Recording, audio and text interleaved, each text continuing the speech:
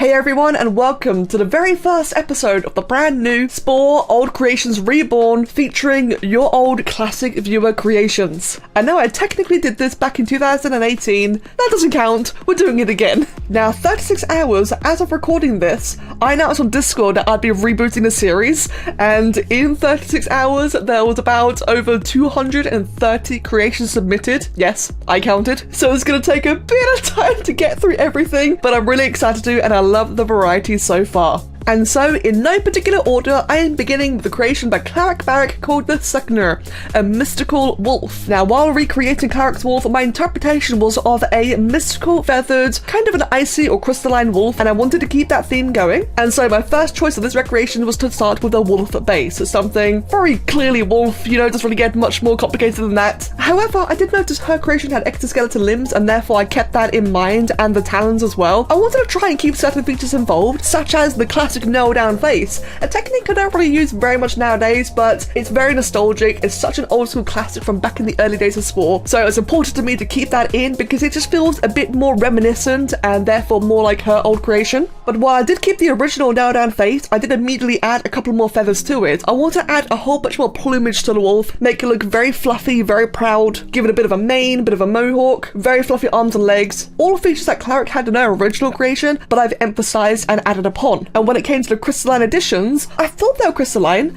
According to Cleric, her usage of the nail downs was actually to show runic markings, which I completely misinterpreted, but I'm also quite happy to reinterpret these creations to give them another spin, and so for mine, I kept to the nail downs, but instead to make large crystalline fragments come out the shoulders and the hips instead, and in the face as well. And in the end, for the final result, due to my use of using recolored nail downs for the face, plus the vanilla nail downs for the crystalline parts, it made the face have a very different colored appearance, which I thought looked awesome. And overall, comparing my creation to hers, I'm very happy with how it came out, and it's just really nice to be starting with a wolf, which is something more familiar to kick this series off with before we move on to the next one.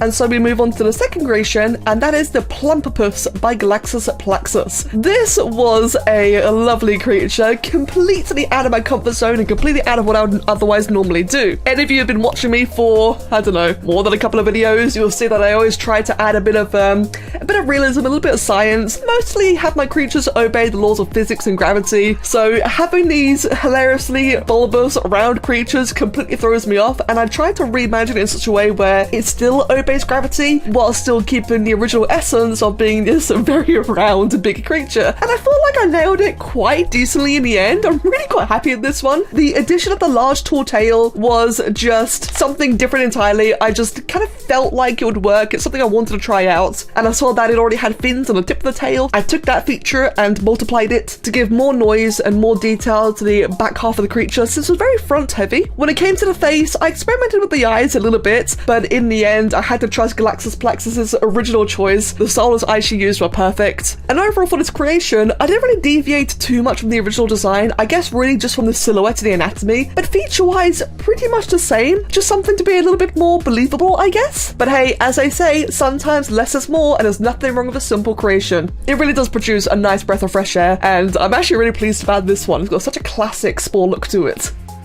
However, I cannot say the same about the third creation, the Blood Dragon by Nate, a fearsome and very edgy looking creature. I swear, I chose this one randomly, it was live streamed, I can prove it. But of course, it wouldn't be a DarkEdgeTV video without a dragon, and a dark and edgy dragon at that. Now, Nate's dragon design was very interesting. It is definitely not your typical dragon due to the large exoskeleton tail and the big mantis-like pincers for arms. So I had to try and re-envision this quite a bit, but I wanted to really keep exactly to the original theme an idea. So I changed the anatomy slightly to make it a little bit more bipedal, a little bit more upright. I made it much bulkier to make it look like it could physically hold these giant weapons or the giant pincers. So I bulked out the chest, I bulked out the legs, made it bigger, musclier. The tail I exaggerated because in Nete's one I felt was a little bit too small. For this one I made it just a bit larger and more opposing, added an extra joint to it. The horns as well were larger, and the tip of the face I felt was a little bit empty, so I added an additional horn on the end, kind of giving you a bit of a devilish triceratops look. And as working through realised I had a bit of inspiration to add a bit of exoskeleton armor around the chest.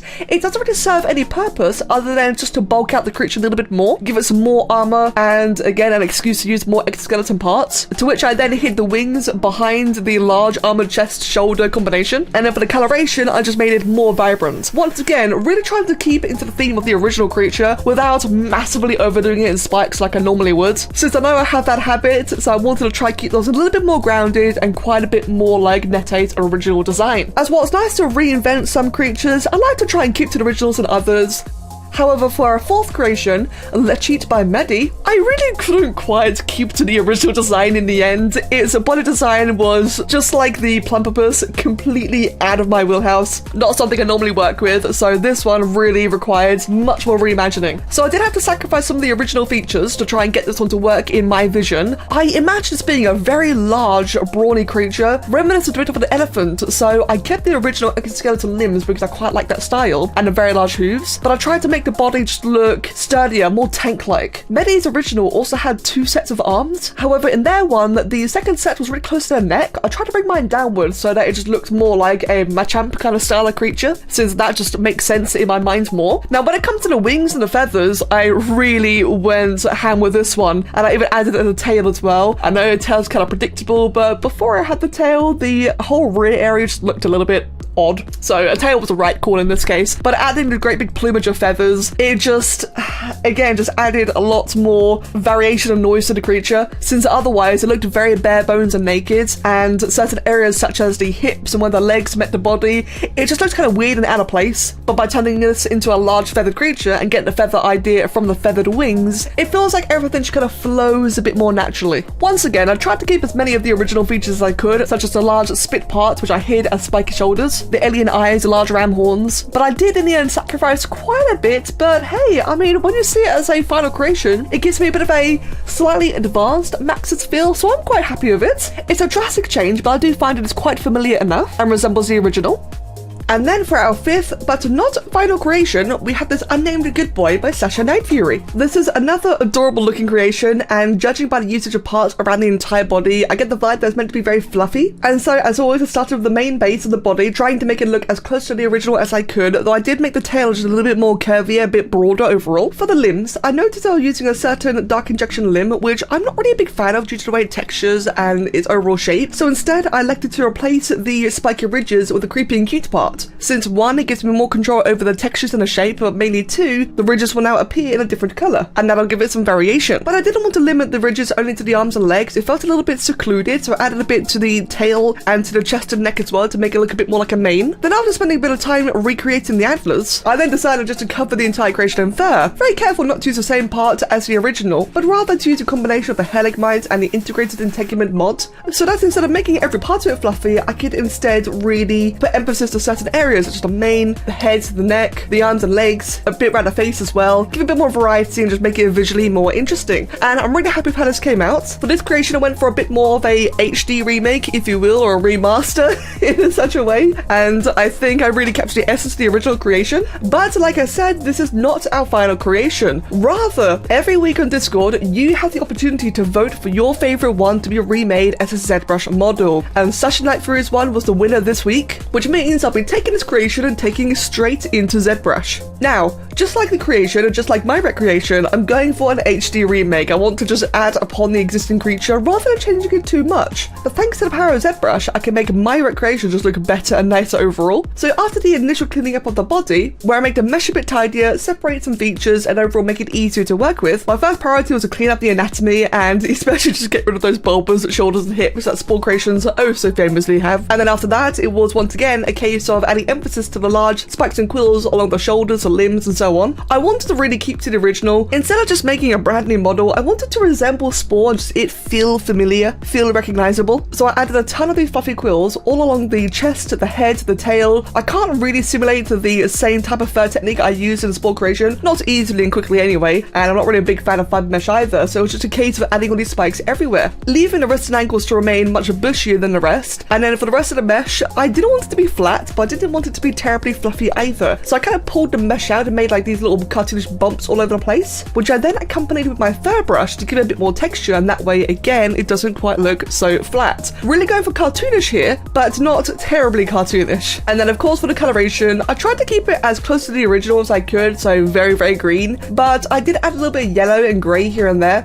Grey due to certain features on the original creation, but yellow because it just felt like it'd give it a bit more diversity, and especially I feel like they'd have really made the colours pop out even further. And the final result really gives me the vibe of some sort of elemental creature, like kind of like an elemental forest dog, and I think it looks so adorable. And I really had a lot of fun working on this creation, so thank you everyone for voting on this. And thus, there is our 5 creations of the week. I really had a lot of fun making all of these. Now, I know what some of you are probably thinking, I've already made a bunch more, where did they go?